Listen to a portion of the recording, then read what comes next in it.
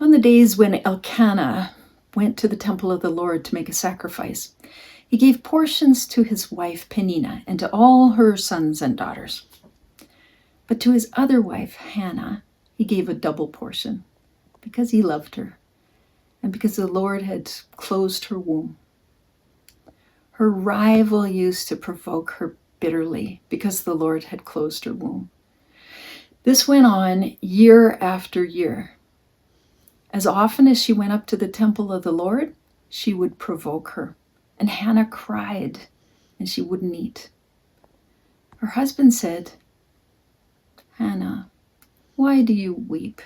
Why do you not eat? Why is your heart so sad? Am I not more to you than 10 sons?" After they had eaten and drunk at Shiloh, Hannah rose, and she presented herself before the Lord. Now Eli the priest was sitting on a seat by the doorpost of the temple of the Lord.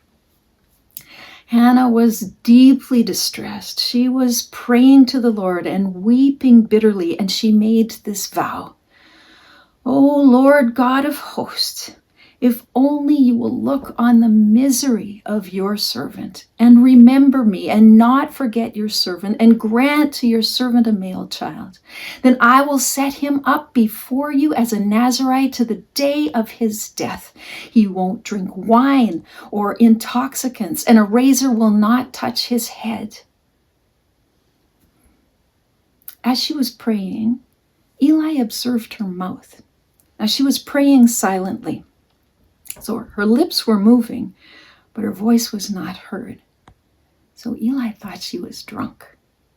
So he said to her, "How long will you make a drunken spectacle of yourself? Put away your wine." "Oh, no, my lord," she said.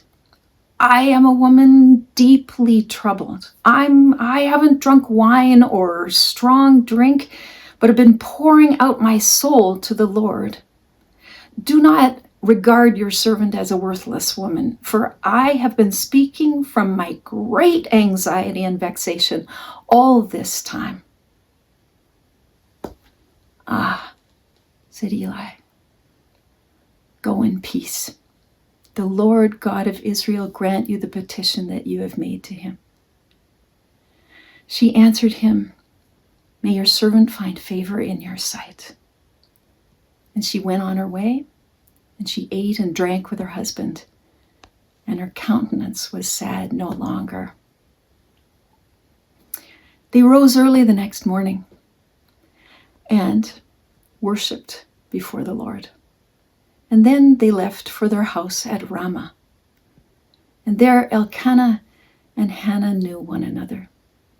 And in due time, she conceived, and she bore a son. And she named him Samuel, for as she said, "I asked for him of the Lord."